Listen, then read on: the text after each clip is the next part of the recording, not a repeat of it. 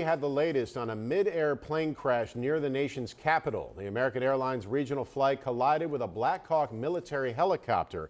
Responders are sifting through the waters of the Potomac River, desperately looking for any survivors. In fact, we're now going to take you to ABC News Network right where they now have a special report. At DCA. It happened shortly around 9 p.m. last night when an Army Black Hawk helicopter collided with a passenger jet, a regional passenger jet flying from Kansas into Washington, D.C. Whit Johnson is on the scene there at Reagan National Airport. Whit.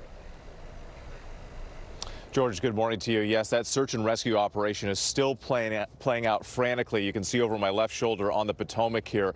To give you a lay of the land here, we're now in Virginia looking back at Washington, D.C., and that is where the plane and the helicopter collided, both aircraft going down in the water. We're told that 300 personnel, search and rescue operations from different agencies are part of this right now. There are divers in the water as we speak, searching those two aircraft that we knew broke apart when they went in the water. Now, these are frigid temperatures right now, George. We're talking water temperatures of 36 degrees, and the river here just started to thaw out after this deep freeze that they had in recent weeks. So it is dangerous, painstaking work that the divers are going through right now. We know that collision happened overnight, as you noted, just before 9 p.m.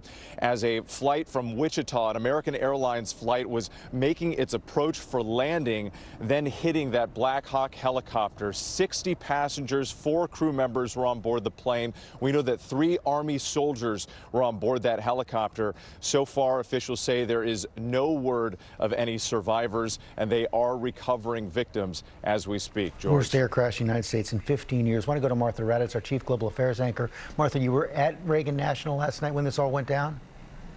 We were standing by the banks of the Potomac shortly after the planes collided in midair. There were hundreds and hundreds of first responders there.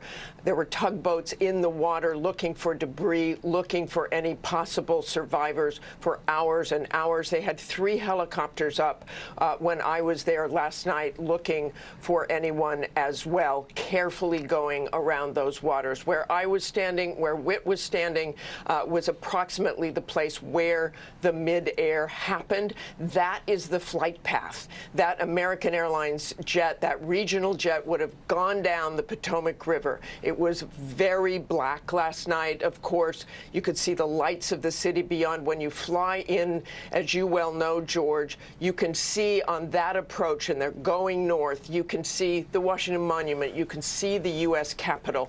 That helicopter that Whit mentioned, on a training mission, according to the Army, had lined up behind that regional jet. I spoke to a former Black Hawk pilot last night, an Army pilot, who said they have done this numerous times on that river. You see helicopters very frequently along the Potomac River, although there are very tight restrictions. And he said that crew likely, he said he certainly would have had night vision goggles on, a visual approach, that helicopter surely on a visual approach. It was a beautiful night last night. So that helicopter crew, 2 pilots and a crew chief on that helicopter, would have had no weather involved, so would basically be looking around. We've heard the tower say that they asked for visual verification because the helicopter, again, was flying visually. The helicopter, according to them, said they saw the regional jet was lined up, they were lined up behind it. But the pilot also told me, George, it is just a very, very difficult thing to do, to fly a helicopter at night. You have to be aware all the time. And with those lights that you're seeing now, the kind of lights you would see as you go into the city, he said sometimes it is difficult to distinguish between what it is you want to see and perhaps the lights of the city, George. So many questions to be answered. I know you're going to be on the scene all day long. We'll have full coverage on Good Morning America. Stay with us.